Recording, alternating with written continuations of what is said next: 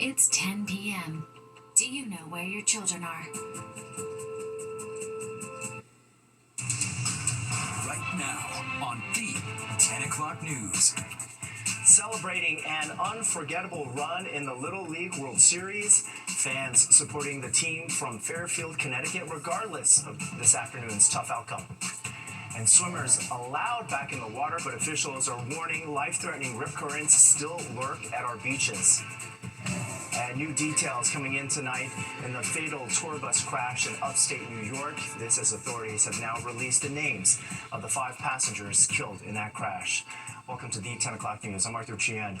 We are learning about the victims tonight, who include a person from India, 3 people from New Jersey, and a Chinese student studying in the U.S. They include 65-year-old Shankar Kumar Jha of India, 60-year-old Pinky Changrani of East Brunswick, New Jersey, 55-year-old Zhang Zhaolan of Jersey City, New Jersey, and 56-year-old Jiang Mingli, also from Jersey City. The youngest of the victims is a 22-year-old Xie Hongzhou, who is from Beijing, China. The NTSB now taking over the investigation. Fox 5's Jessica Formoso joins us live in the studio with an update on the latest. Jessica. Arthur, that's right. The NTSB was on the scene today collecting evidence and putting together a timeline. They're conducting a safety investigation, not ruling anything out, saying they're looking at cameras, seatbelts, and the driver, among a number of other factors. That said, like you said, 5 of the victims, 4 are from our area, 3 from New Jersey, and a student from Columbia University, 22-year-old Xia Hongzhong, who was attending Columbia. The Ivy League sending us a statement which reads in part, "This heartbreaking loss is felt deeply across our community. We are in close contact with her family and offering them our full support. Columbia is also providing counseling and other resources to students who may need them during this painful time." 54 people were on board that tour bus, M&Y Tour Inc. from Staten Island, when it crashed on I-90 about 25 miles east of Buffalo. Authorities say the driver apparently became distracted, lost control, and overcorrected before the bus went right off the shoulder and flipped. Multiple people were ejected from the bus. 5 people were pronounced dead at the scene. The NTSB, which has started its investigation, says there was a camera recovered from the scene. However, they have to go through the footage to see what's on it. The NTSB also says the tour bus was equipped with seatbelts, but unclear who had them on. Now, there is a state law that requires seatbelt use on charter buses built on or after November of 2016.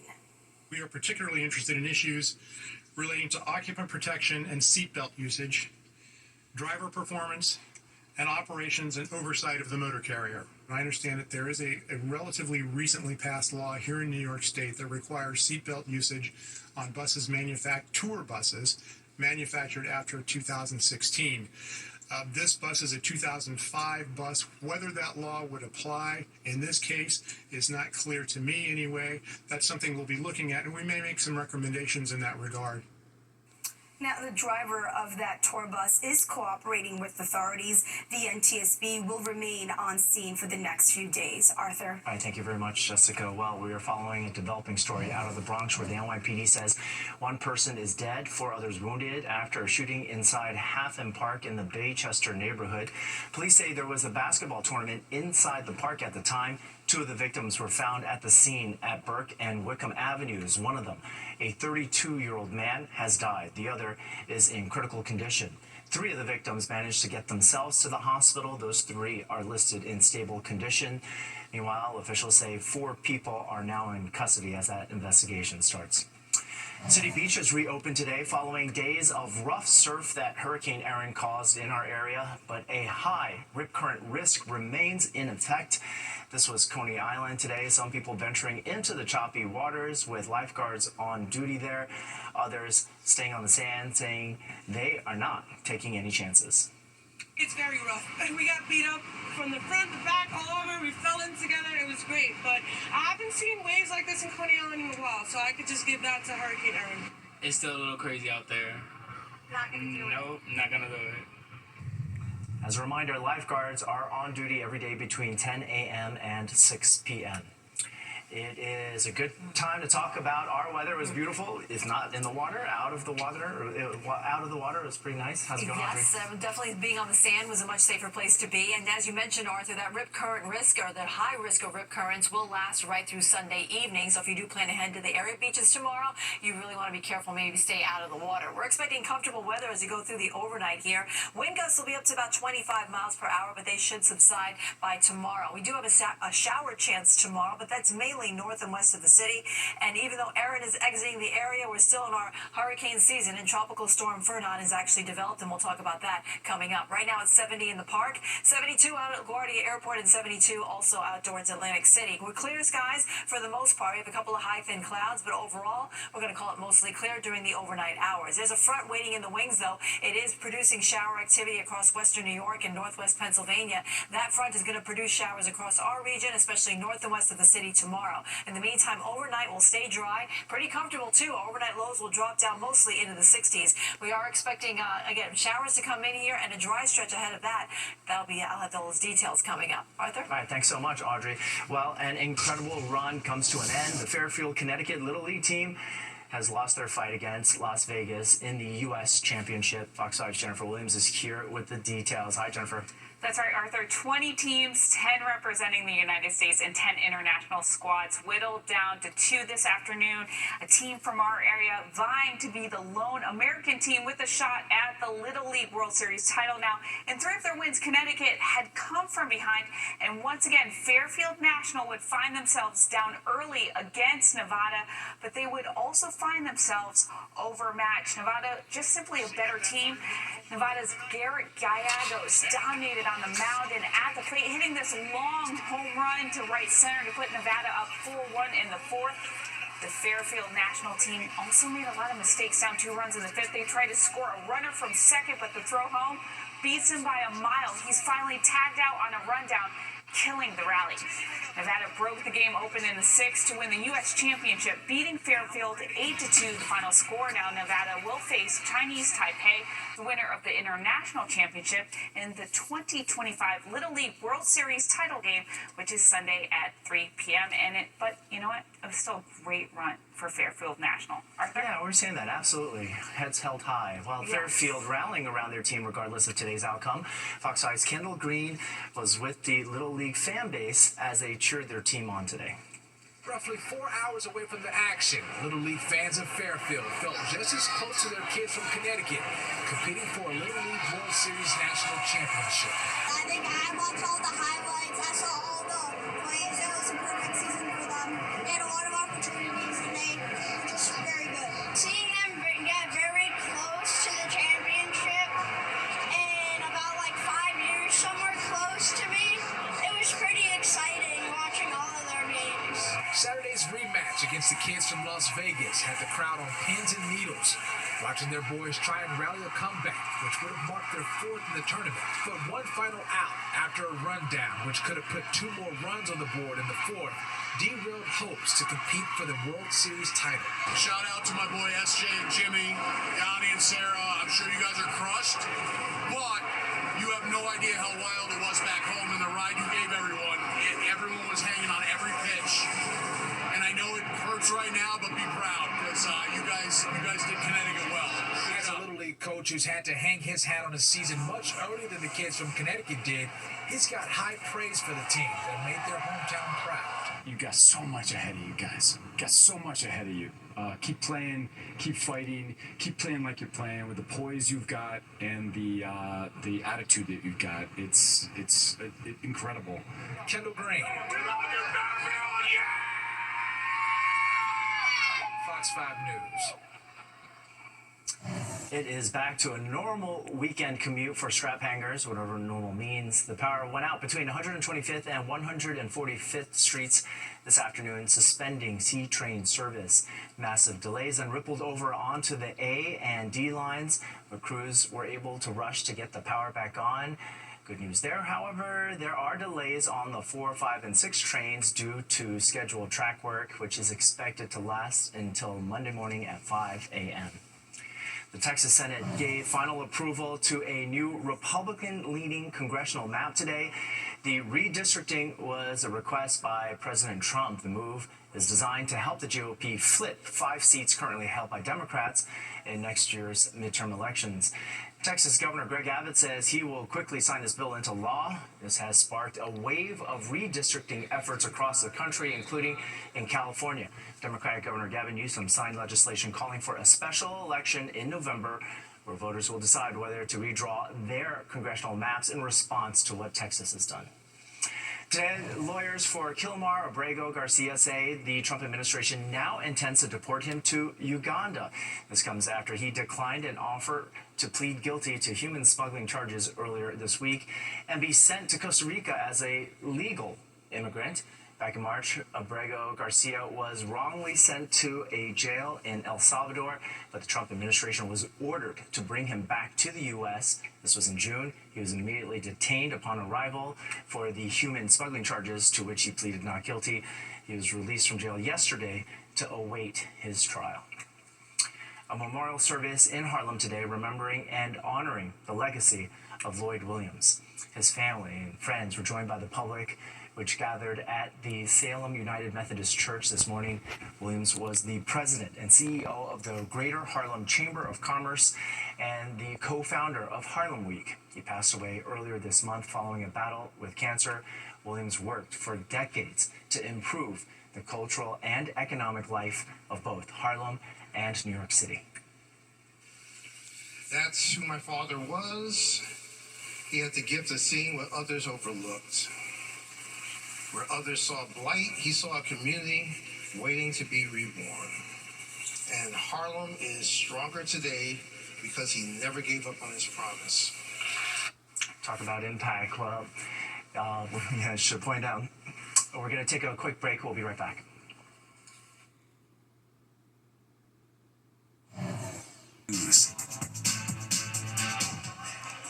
Hundreds turning out tonight for the Jamaica Independence Gala at the Marriott Marquis in Times Square. This year's theme, Party with a Purpose. The black tie event raises money for important Jamaican charities, including the Jamaica Independence Gala Scholarship Program and the Rita Marley Foundation Resource Center for Girls. The gala also celebrates the 63rd anniversary of Jamaica's independence.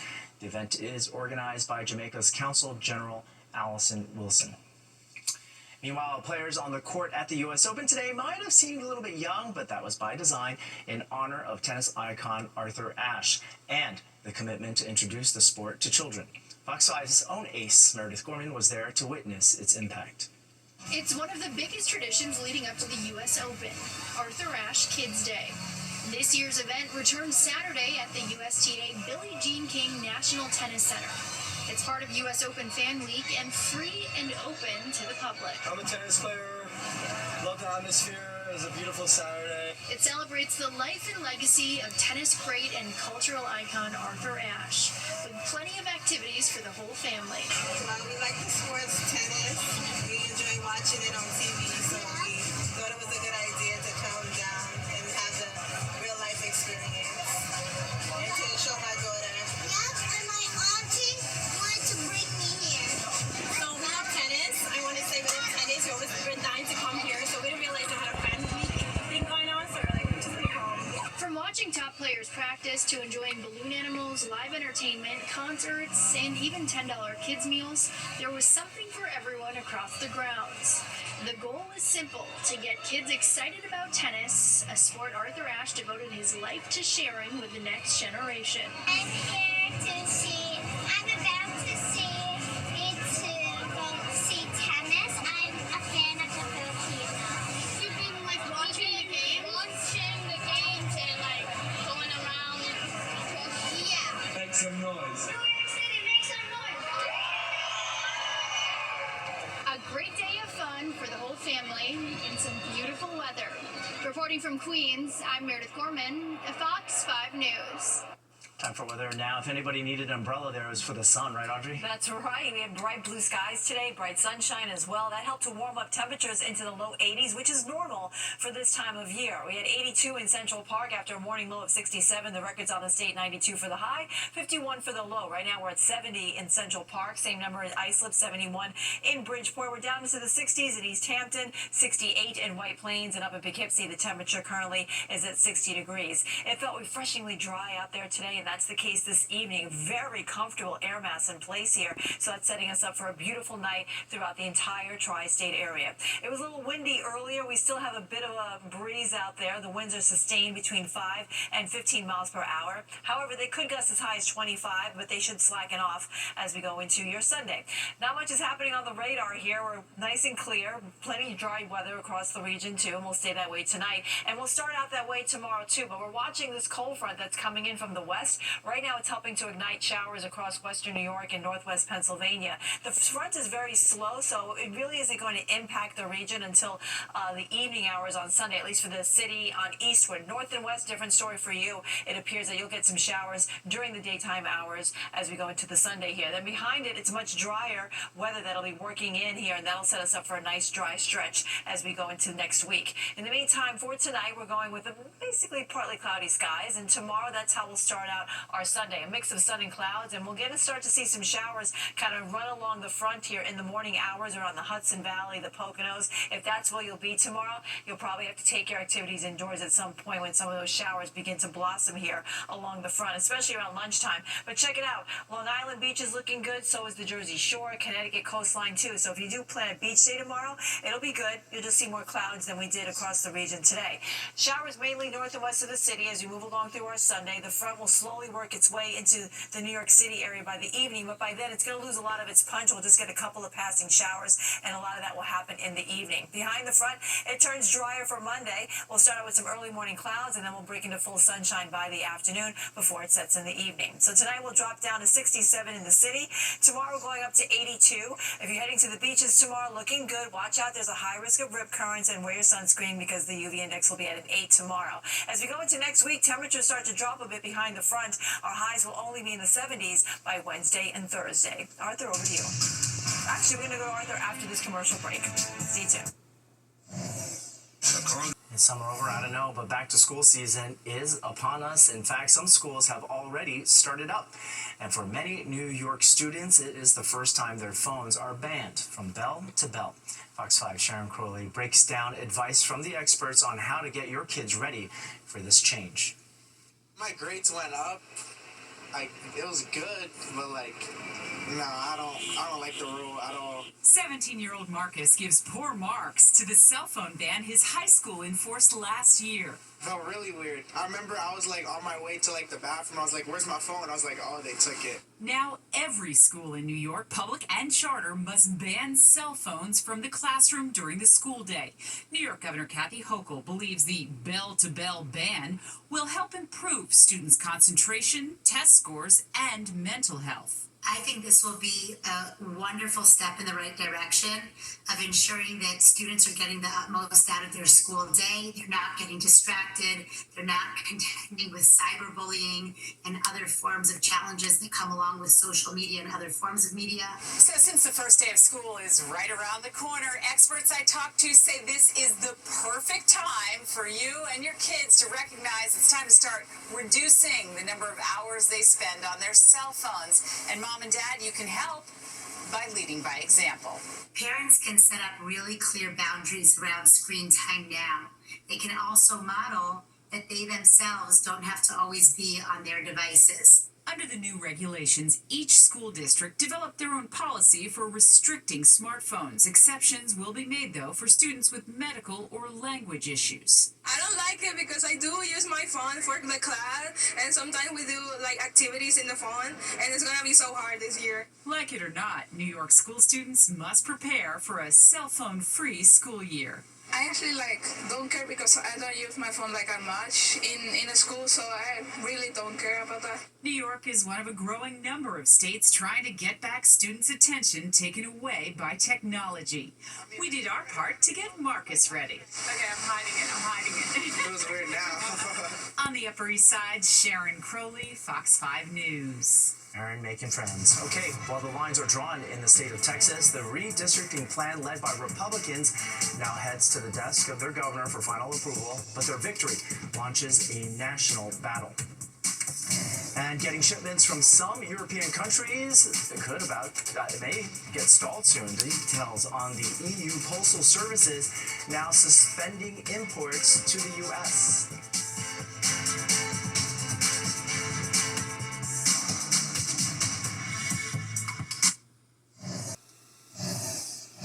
Welcome back. Here's a quick look at our top stories tonight.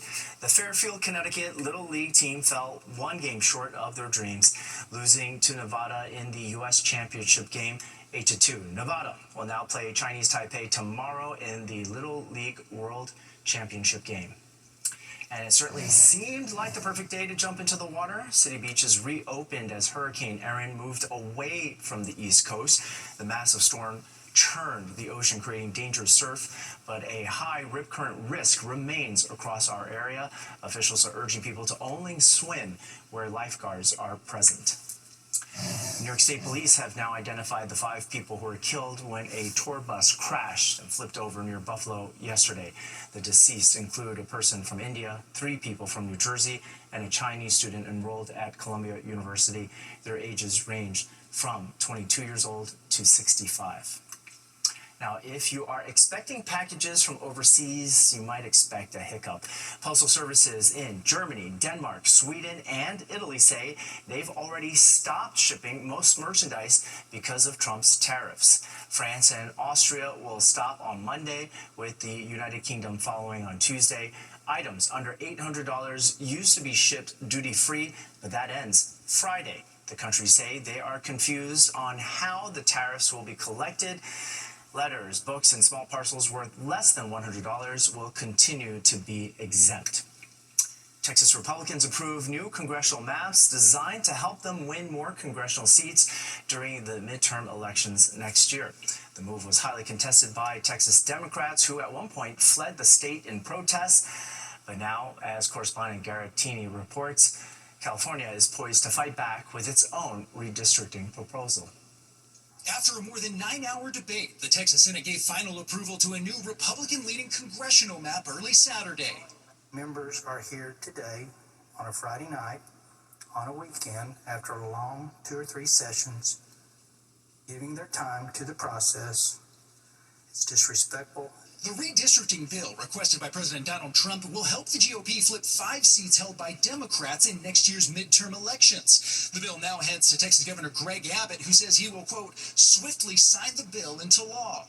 Its passage comes after Texas House Democrats delayed the effort for 2 weeks by fleeing the state, sparking a wave of redistricting efforts across the country, including in California, where Democratic Governor Gavin Newsom signed legislation calling for a special election in November, when California voters will have their say on a new redrawn congressional map designed to give Democrats 5 more House seats in 2026. This was not something 6 weeks ago that I ever imagined we would be doing. This was a reaction to an assault on our democracy in Texas. Democrats and other outside groups are now preparing to challenge Texas's new map in court, arguing it violates the Voting Rights Act. In Austin, Texas, I'm Garrett Tenney, Fox News. Meanwhile, also in California, both Menendez brothers have now been denied parole. On Friday, a California parole board ordered that Lyle Menendez remain behind bars, saying he still poses a risk to the public. On Thursday, his brother Eric was also denied parole. In 1996, the brothers were sentenced to life in prison without parole for killing their parents. But in May, a judge reduced that to 50 years to life. Both Lyle and Eric Menendez will now be eligible for another parole board hearing in 3 years. Imagine being in a crowd trying to get the attention of the Pope himself. It might seem hopeless, but a local teen made it happen by shouting out something about Long Island. What exactly he said that worked is up next.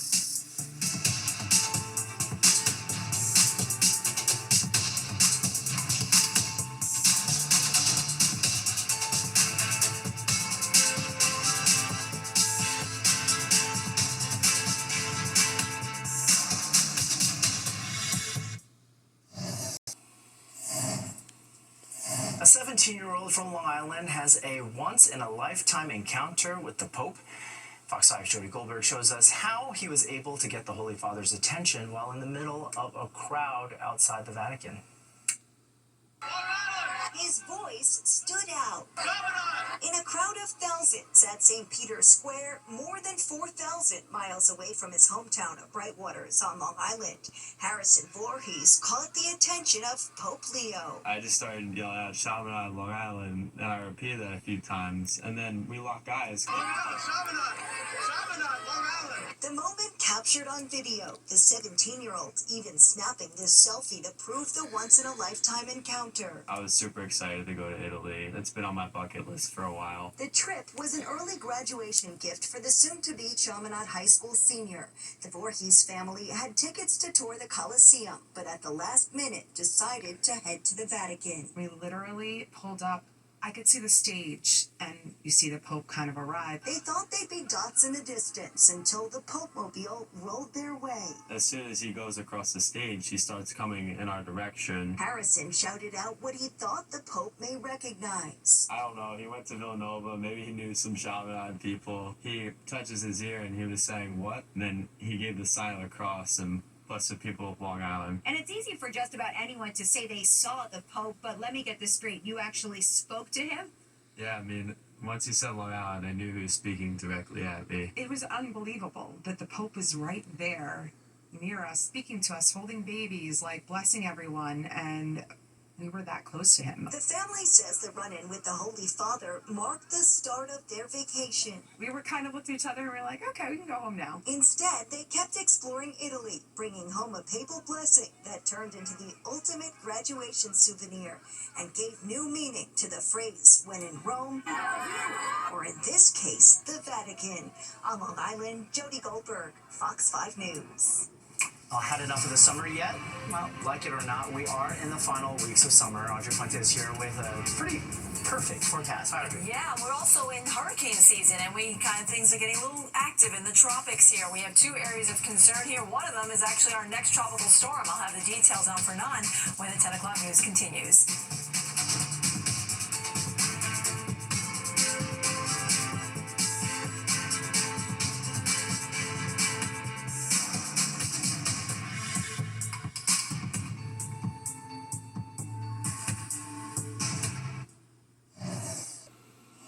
Runners hit the pavement in Brooklyn this beautiful Saturday for New York Road Runners' Start Line Series. Runners of all levels participated in a free 5K fun run in Crown Heights. Some look like they're training for the Olympics there. Well, today was also the final Saturday of NYC's Summer Streets No Car Celebrations for 2025. Audrey Fuentes here.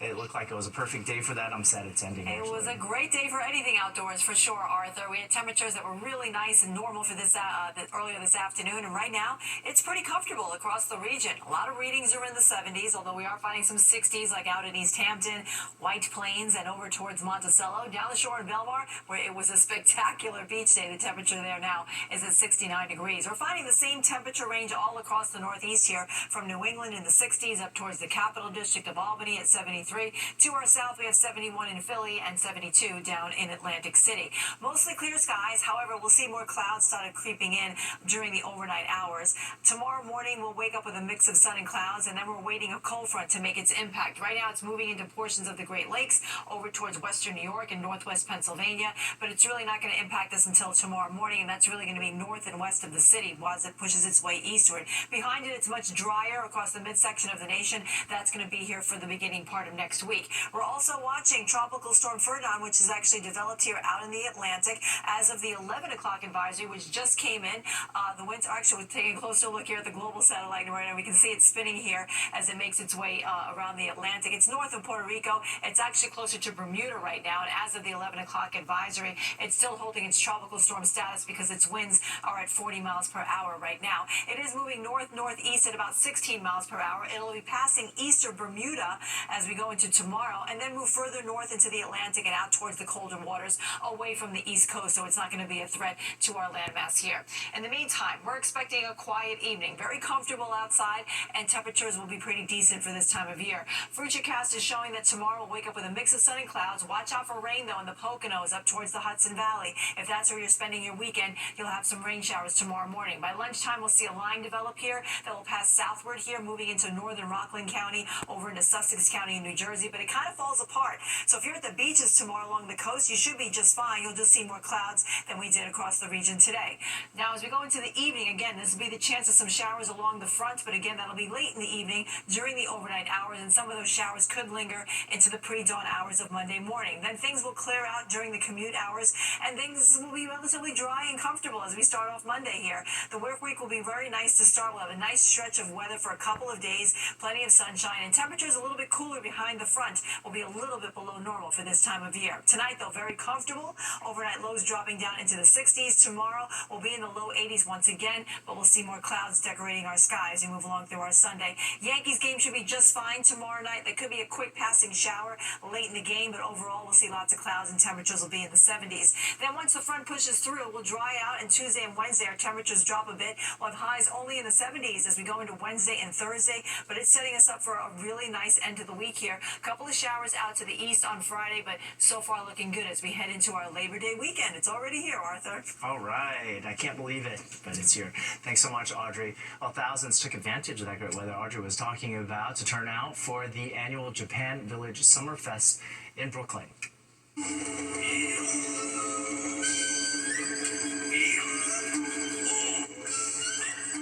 You might recognize the background there. That's Industry City in Sunset Park.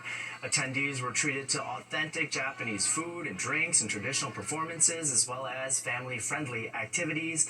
There were also several competitions, each with a grand prize of a free trip to Japan.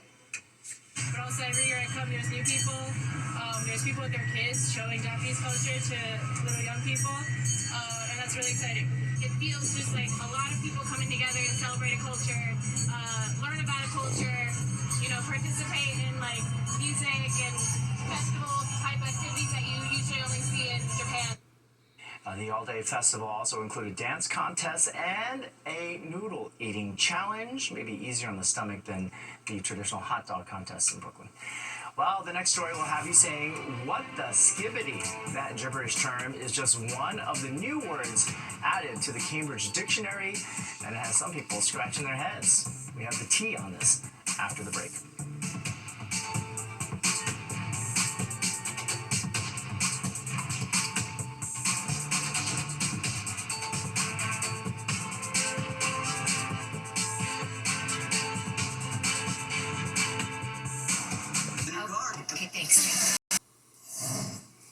Some social media terms and culture are being codified in the dictionary. Ready for some of the bizarre Gen Z slang words being added to the Cambridge Dictionary? You're looking at some of them. Skibbity, tradwife, and delulu are just a few.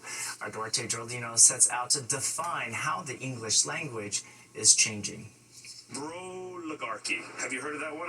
Heard of bro, not ligarchy. Broligarchy is one of Cambridge Dictionary's newest words. It's used to describe a small group of really wealthy men who hold a lot of political and economic power. The editors at Cambridge say, we only add words where we think they'll have staying power. Internet culture is changing the English language, and the effect is fascinating to observe and capture in the dictionary. How do you think the internet is influencing how we talk right now? It's so bad. Everyone sounds you can tell it's affecting people. This update is one of the biggest ever. More than 6,000 new words and phrases, and a lot of them come straight from social media and viral videos. What does it mean, skibbity? I don't even know how to explain it. It's like brain rot for the kids, because I worked at a summer camp and they all repeated that, and it was just a bunch of weird words that they would say too. Yeah, and then delulu is if you're delusional about someone. Oh my god. And those aren't the only ones. The new list also includes trade wife, short for traditional wife. It describes people who post about embracing old-fashioned homemaking roles. There's mouse jiggler, a gadget people use to make it look like they're working online when they're not. And then, of course, green flags and red flags. If you come up to me and ask me about my dogs and showing very kind behavior towards my dog, that's a green flag. I will want to see you again. Oh, I love it. But if you this dog is ugly or something like that, or just being not very nice to my dog, I'm like, oh, this guy's showing a lot of red flag, not being kind at all, definitely not going to see him again. Linguists say a lot of these words have been around in small communities for years. It's not new that we're getting new words. Language is always in a state of flux. Adam Alexic is the author of AlgoSpeak, How Social Media is Transforming the Future of Language. When a word is trending and influencers see that the word is trending, they capitalize on that trend by trying to use it in a chance to go viral. Then they push the word even more and it becomes even more algorithmically trendy. So whether you're spotting green flags, jiggling a mouse, living as a trade wife, worried about a brolarchy, feeling a little delulu, or just skibbity, these words are now officially part of all of our lives. Duarte Geraldino, Fox 5 News. Well, Jennifer Williams has got Riz, and she's going to slay at giving us a check at what's coming up in sports. Well, if you're a Mets fan, you're feeling pretty skibbity right now in a cool sense. The Mets in Atlanta trying to make it 2 in a row against the Braves, and New York would put on a power display in Hot Atlanta with multiple Mets. Going yard, more after the break.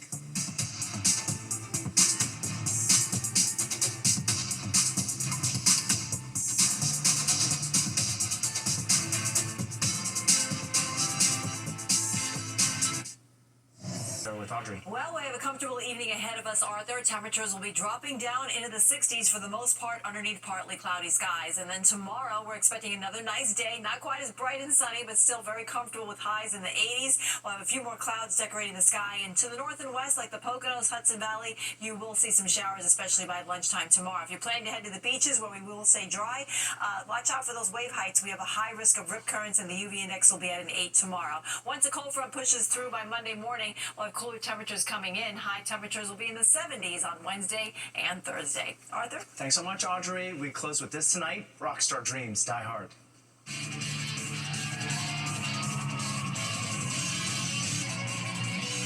Yeah, passionate performers competed in the Air Guitar World Championship in Finland. Contestants were judged on their originality, stage presence, and something called airness. The winner received an actual guitar. That's all we've got for this Saturday night. If you missed any part of the 10 o'clock news, you can always catch an encore on our free streaming app, Fox Local. Just scan this QR code on your screen to download the free Fox Local app onto your phone, where you can then stream our newscasts anytime from anywhere. We're going to be back here tomorrow night. We hope you join us then. In the meantime, have a fantastic weekend.